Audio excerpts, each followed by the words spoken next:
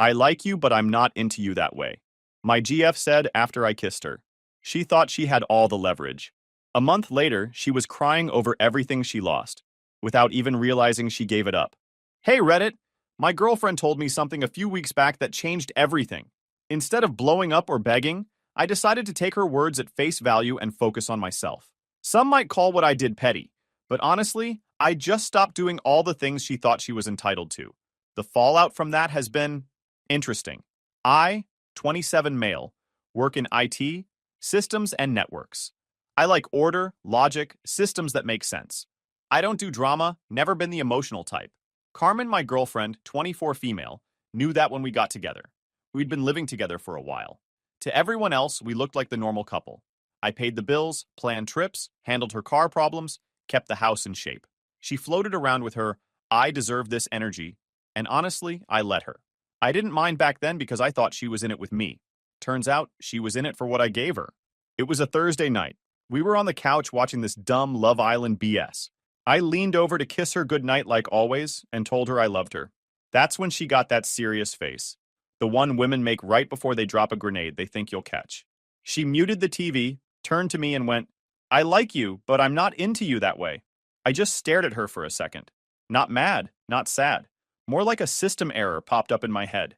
That was it? That's the big confession she thought was brave? She waited. She was expecting the whole movie scene. Me begging, asking why, maybe promising to do better, crying, whatever. Instead, I gave her what she wasn't ready for. I just nodded and said, thanks for the clarification.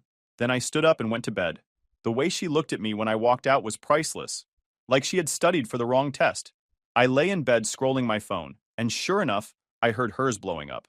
Carmen has this group chat with her friends. She calls them her board of directors. In one time, she let me log in from the tablet to order food, and I never logged out. That night, I didn't even have to peek to know what was happening. She was already reporting her truth to the committee. I could picture it. Carmen. I finally told him I'm not into him like that. I was so honest. Friends, you're so brave, Queen. Most girls wouldn't have the guts. You're evolving. Yeah, evolving into what? A roommate? Because that's what she had just signed herself up for, and she didn't even realize it. The way I saw it, she'd basically sent me a system notification. Love services discontinued. Please accept the downgrade.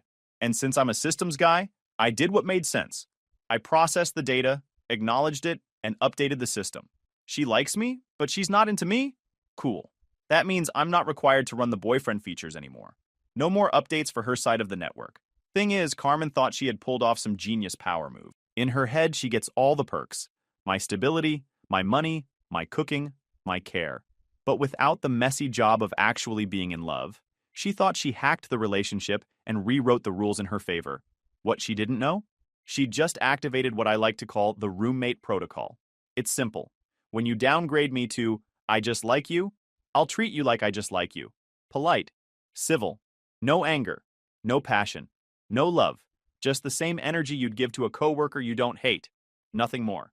So while she was in the bedroom getting her bravery validated by her friends, I was already done, checked out, mentally moved out. In my head, I was laughing because she thought she won something.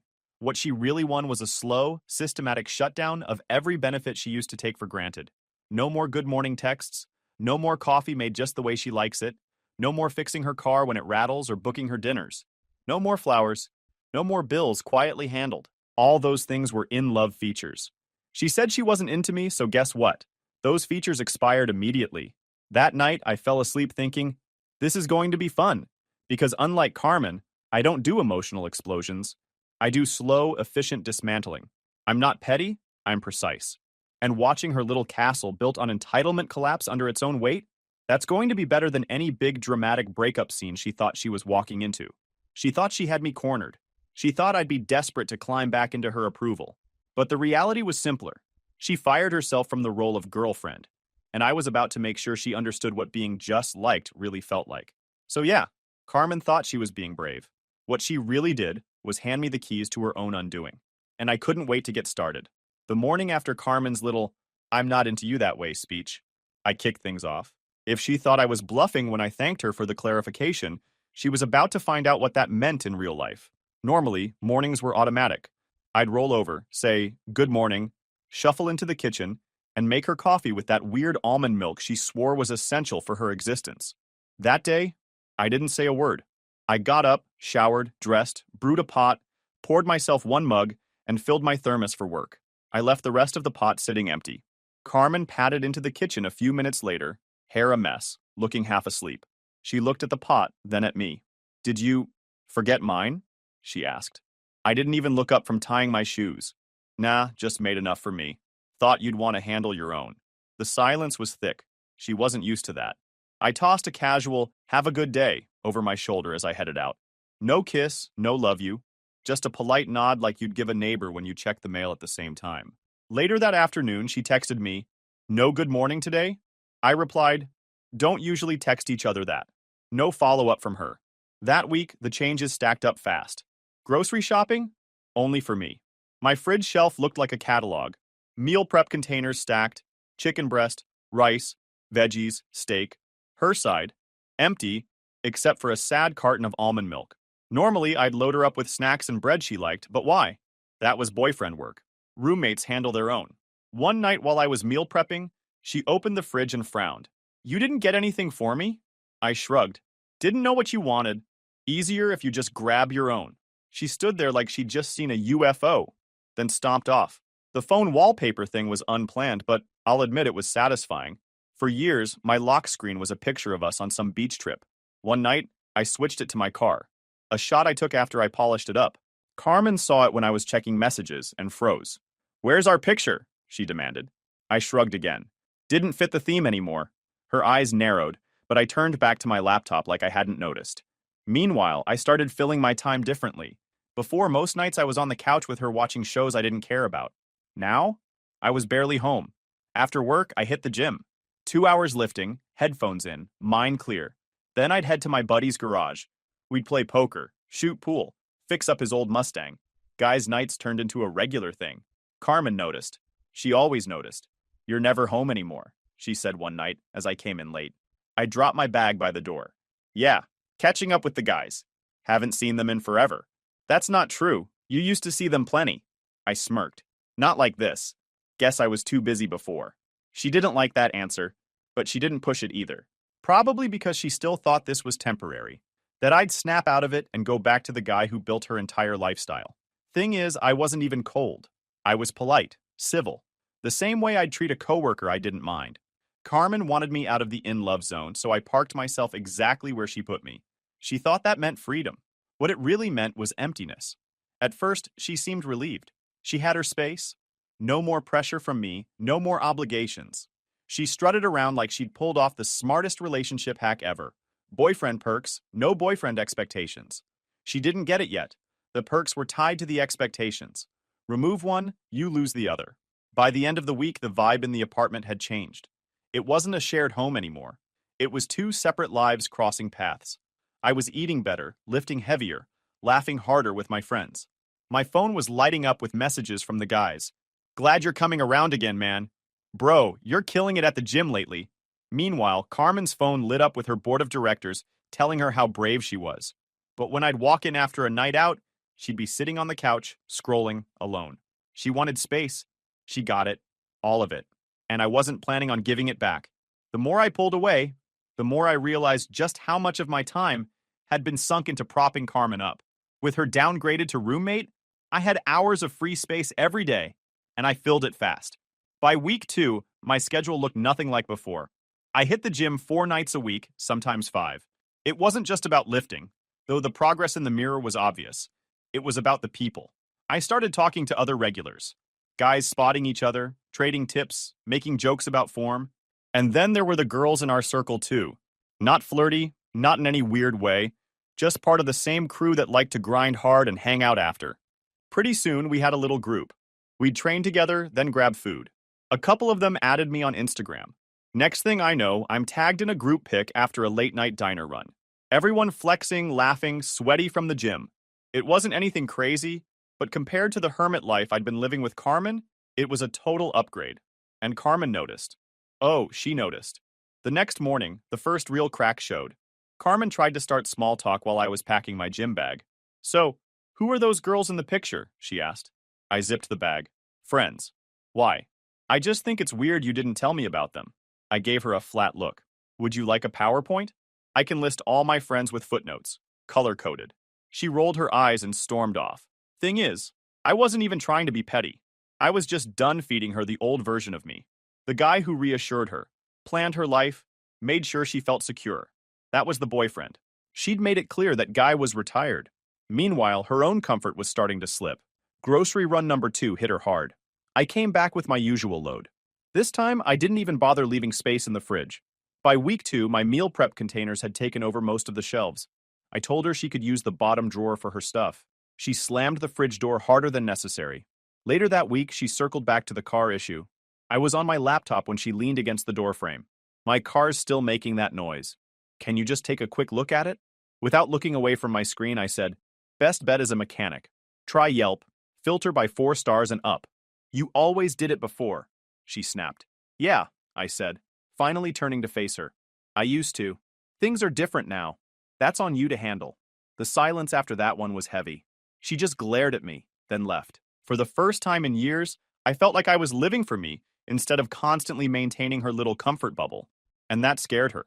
One night, I caught her trying to bring it up again. You're acting different, she said. I smirked. Yeah, it's called living my life. Don't you think you're being kind of cold? I tilted my head. Cold would be ignoring you completely. I'm being polite. That's the roommate package. You designed it. She didn't answer, just turned back to her phone with that sour look. The funniest part? She still thought she was in control. She thought if she snapped her fingers, I'd come crawling back. She thought the old dynamic was just paused, waiting for her to re-engage. But she was starting to see the truth. The longer I pulled away, the more she realized the safety net was gone. The lifestyle she built on my effort was slipping out from under her, and I wasn't reaching to catch her. Carmen wasn't relieved anymore. She was anxious, and the more anxious she got, the calmer I became. I discarded her, quietly and efficiently, and for the first time in our whole relationship, she was the one chasing silence, trying to fill it with questions, hints, little comments. And me? I was already halfway gone. By the time Carmen's birthday rolled around, I was basically living 2 separate lives. Mine, the gym, my new crew, late-night diner runs, poker nights, projects at my buddy's garage. Hers, sitting in the apartment, waiting for me to fill the silence I no longer cared to fill. In the past, her birthday was an Olympic event for me. Surprise parties, carefully planned gifts. She used to brag to her friends about how thoughtful I was. This year, I didn't even put a reminder in my calendar. When the morning came, I rolled over, saw her awake, and said flatly, "Happy birthday, Carmen. Hope you have a good one." Then I got up and started my day. No flowers, no breakfast in bed. Just a quick acknowledgement, like you'd give to a coworker who brought donuts for the office. She stared at me like she couldn't believe what she'd heard, or what she didn't hear. I could almost see her waiting for the real surprise to kick in. It never came. By noon, I was gone. Gym first, then met up with the crew. They knew it was her birthday because I mentioned it once, but I made it clear I wasn't doing anything special. One of the guys joked, "Damn, man, that's cold." I laughed. Nah, just accurate. Later that afternoon, we hit the diner. Same mix as usual, guys, a couple of girls, all laughing, snapping pictures. Someone tagged me in a group post, "Late night crew keeping it alive." Within minutes, Carmen liked the post. I could almost feel the heat of her scrolling through every photo, analyzing every face. When I finally came home, she was pacing. "So, no plans tonight?" she asked, trying to sound casual. I dropped my gym bag. "I figured you had something lined up with your friends." She frowned. "Well, no, not really. I thought maybe we'd do something." I tilted my head, like I just realized something. "Oh, I assumed you'd want to celebrate with people you're close with, but I can grab a pizza if you want. Maybe a movie." The word close landed like a slap. She just stood there, tight smile frozen on her face. I went to the kitchen, opened the fridge, and pulled out the one thing I had picked up for her. A Walmart cake. Vanilla, plain. I set it on the counter with a candle stuck in the middle. "There you go," I said. "Birthday treat." Her face was a mix of disbelief and rage. 2 years of big gestures and thoughtful surprises, and now she was staring at a $14 cake like it was evidence in a crime scene. "Seriously?" she asked. I shrugged. "What? You wanted nothing fancy, right? Just keeping it simple." She didn't blow out the candle. She just walked off, muttering something under her breath. I left the cupcake there and went back to scrolling my phone. The contrast couldn't have been clearer. She used to be the center of everything, and now she was background noise in her own apartment. Later, I headed to bed. Carmen was lying there stiff, staring at the ceiling. I slid under the blanket without saying a word. After a long pause, she finally whispered, "You really didn't plan anything for me." I turned my head slightly. "I told you happy birthday. I offered pizza. You had options." She sat up, eyes shiny, voice shaking. "I just thought, I don't know, I thought you'd still care enough to try." I let the silence hang before answering. "You told me you weren't into me. I believed you. So yeah, things are different now." She flopped back onto the pillow. For the first time since her brave confession, she looked like she was actually questioning if she'd made the right call. Her friends had all spammed her social media with "Happy Birthday Queen" comments, but not one of them showed up. No dinner invites, no gifts, no backup party, just empty validation on a screen while she sat alone in the quiet. And me? I wasn't cruel. I wasn't even angry. I was detached. Exactly what she asked for. That night, as I fell asleep, I thought about how much had changed in a month. A year ago, I would have killed myself planning the perfect day for her. Now, I handed her a plain cake and went back to laughing with my friends. Carmen wanted to downgrade us. She wanted the perks without the effort. And for the first time, she was realizing what that really looked like. Quick pause, fellas. YouTube just dropped this new hype feature. If you're hooked on this story, smash that hype button. It tells YouTube this video deserves to blow up, and it keeps even crazier stories coming your way. Thanks so much for your support. All right, back to the drama. The birthday wasn't just another day on the calendar. It was proof. Proof that I was already halfway out the door, and that she was the one who opened it. And honestly, watching her figure that out was the best gift of all. The morning after her birthday, I moved into the office and shut the door on the old setup. Separate rooms. Clean boundaries. She kept the bedroom, I took the office futon. No more shared bed, no mixed laundry, no late-night small talk. But the birthday was only the beginning. See, Carmen thought the downgrade was just emotional. She thought she'd still get the lifestyle, the stability, all the small luxuries that came from me quietly footing the bill. What she didn't realize was how many of her essentials were running on autopilot under my name. That month, I started flipping switches. First came the phone plan. We'd been on a shared family plan because it was cheaper and I never minded covering it. Until now.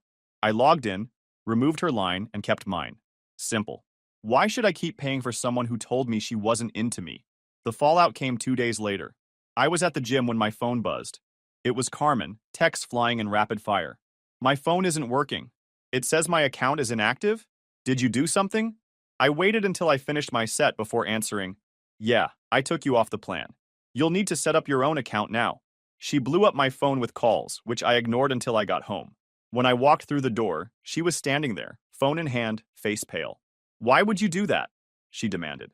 I set down my gym bag calmly. "Because we're not sharing bills anymore. You wanted independence, right? This is part of it."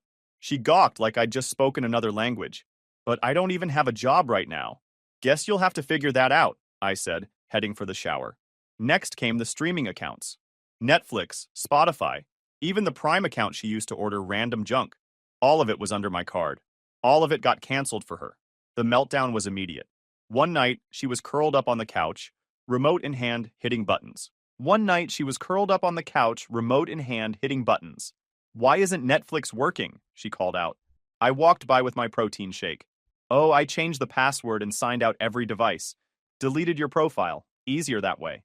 Her jaw dropped. "You didn't even ask me?" I raised an eyebrow. "Didn't think I had to. You didn't ask me before telling me you weren't into me." She sputtered something I didn't catch, then stormed off to the bedroom. It didn't stop there. The little things started adding up for her. Subscriptions she forgot I was covering, deliveries that suddenly stopped showing up, even her car insurance. I went into her policy account, pulled my card off autopay, and let the renewal date hit. When the notice came in the mail and she realized it wasn't covered, she panicked. "Why isn't my insurance paid?" she snapped one afternoon, waving the letter at me. I looked up from my laptop. "Because I'm not paying it anymore. You'll need to call them and set up your own." Her face flushed red. "This is insane. You can't just—" "I can," I cut in, voice calm. And I did. The reality was sinking in. Carmen had been coasting on the invisible support of a man who was in love with her. The moment she stripped that away, the invisible support went with it. And that's when the desperation started. She tried little tricks at first. leaving messes for me to clean, hoping I'd snap. I didn't. I just stacked her dishes neatly on her side of the counter. She blasted sad music in the living room. I put on my noise-canceling headphones. She slammed doors, muttered under her breath, sighed dramatically. I smiled and kept living my life. Then came the bigger moves. One Friday night, she came home late, clearly rattled, wearing one of my old shirts. She walked into my room, sat on the edge of the bed, and put on her best sad girl voice. "I miss you," she whispered. "I miss us." I set down my book, looked at her, and gave the kind of sympathetic nod you'd give a stranger complaining about traffic. "Sounds like you're having a tough time. Have you thought about seeing a therapist? Could help you work through these feelings." She blinked, stunned. "A therapist? I'm talking to you." "Right," I said, picking my book back up, "but I'm not the guy you're missing. You made that clear." Her tears dried up instantly. She stared at me, speechless, before storming out. Her anxiety started showing in smaller ways, too. She checked my phone screen whenever she thought I wasn't looking. She lingered when I got ready to head out with my gym crew, trying to see if I'd mention where I was going or who I was with. Sometimes she'd ask directly, voice sharp, "Who's going to be there?" I'd shrug. "Friends." The Instagram tags didn't help her case. Every time I was in a group pic, with guys, girls, whoever, she'd double tap it instantly, then hover around me later like she wanted to ask but didn't know how. One night she cracked. "You're different," she said bitterly as I packed my bag. I zipped it shut, slung it over my shoulder. "Yeah, I'm better. That's not what I meant." "It's what I meant," I said, and walked out. By the end of the month, Carmen wasn't just anxious. She was unraveling. She had no phone service, no streaming accounts, no car coverage, no money coming in, and no clue how to adjust. For years, she thought I'd just quietly carry it all forever. No questions asked. Now, she was living in the silence she created. And me? I was thriving.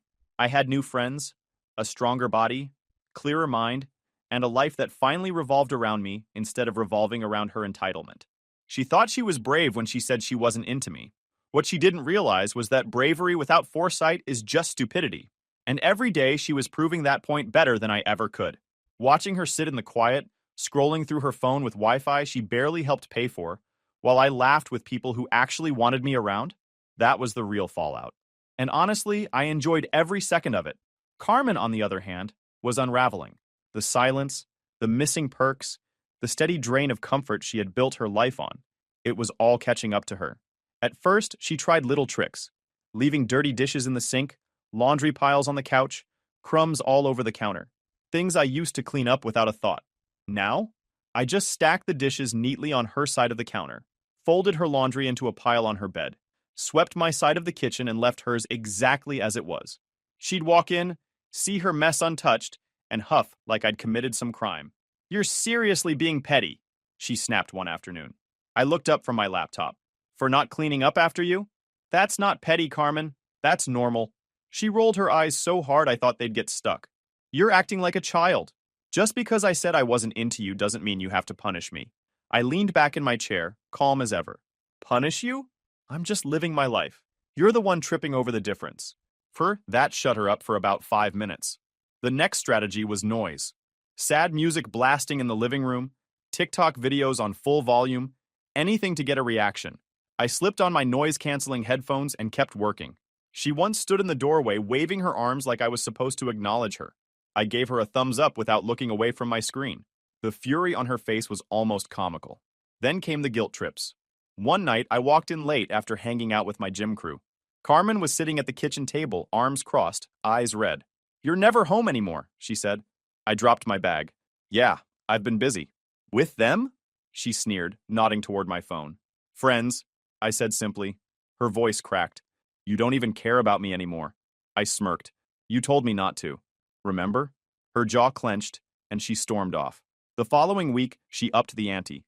She cornered me in the hallway while I was grabbing my keys. "You think you're so clever, don't you?" she spat. "Cutting me off from everything, making me do things myself. You're just bitter because I was honest."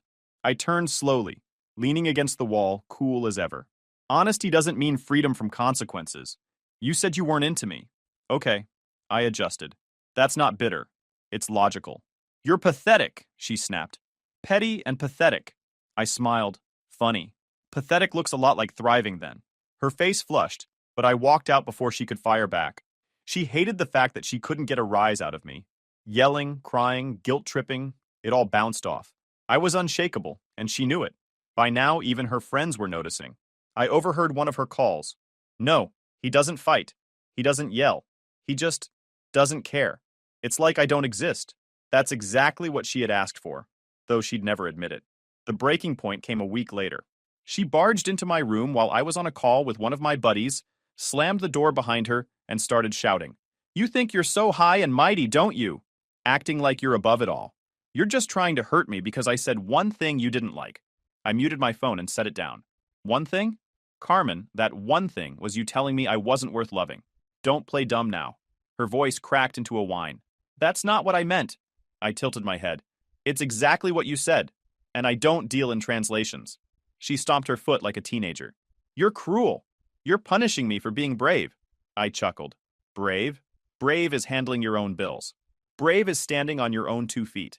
Telling me I'm not enough while expecting me to keep carrying you? That's not brave. That's entitled. She froze, mouth opening and closing like she had no comeback. I picked up my phone, unmuted it, and said, Sorry, man. Where were we? As if she wasn't even there. She stormed out, slamming the door so hard the frame rattled. The irony was delicious. She called me petty for not doing things she'd always taken for granted, but she couldn't see the truth. I wasn't doing less. I was just doing exactly what she asked. She wanted me out of her space emotionally, so I stepped out. She wanted to be honest about not being into me, so I adjusted. She wanted freedom, and I gave it to her. But freedom without responsibility is just chaos, and she was drowning in it. Meanwhile, I was thriving harder than ever. New friends, better body, more energy. Even my boss commented at work. Whatever you're doing lately, keep it up. You look sharp. Carmen overheard that once on speakerphone, and her face twisted. By the time the lease renewal notice showed up in the mail, the tension in the apartment was unbearable.